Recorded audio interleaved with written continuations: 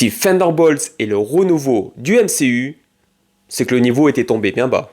Le Suicide Squad de Marvel emmené par Florence Pugh est sur nos écrans, un film où des seconds couteaux des précédents films et séries du côté des méchants sont réunis. Les retours sont dithyrambiques, on n'a pas eu un Marvel comme ça depuis des années, chef-d'œuvre, je n'ai pas autant pleuré depuis longtemps devant un film. Alors oui, le film est plutôt sympa et se démarque des autres, mais on va nuancer un peu. Parce que c'est vrai que d'habitude Marvel mise plus sur ses effets spéciaux et ses scènes d'action et moins sur ses personnages, et là c'est l'inverse. Le ton du film se veut plutôt sombre, nos héros ou anti-héros sont tous en dépression, ils ont des regrets, ils ont commis des fautes et ils ont des états d'âme, ils sont bloqués dans leur vie et veulent une rédemption ou en tout cas ne pas avoir de nouveaux regrets. C'est le personnage de Florence Pugh qui sera le mieux exploité de ce côté-là. D'ailleurs, elle est excellente et c'est elle qui emmène vraiment tout le film. Mais honnêtement, c'est quand même un peu la dépression pour ados, on n'est pas dans une exploration très recherchée de la thématique, même si ça reste honnête et que certaines personnes peuvent s'y retrouver et se sentir touchées.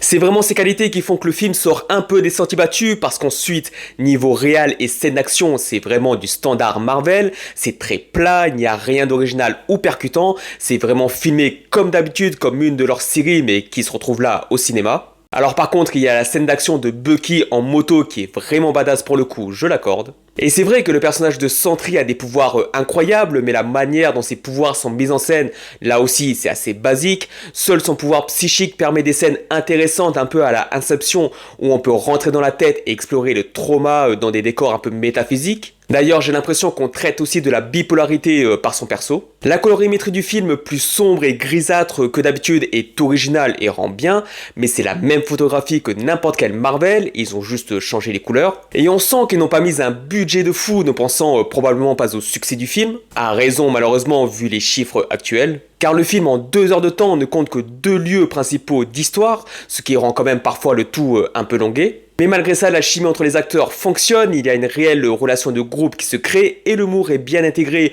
au je m'en foutisme des personnages. Et pour finir, la première scène post-générique est plus ou moins marrante, et la seconde est assez réussie je trouve sur la hype de leur prochain projet. N'hésitez pas à me dire si vous avez vu Thunderbolts et ce que vous en avez pensé, et n'hésitez pas à vous abonner si ma critique vous a plu.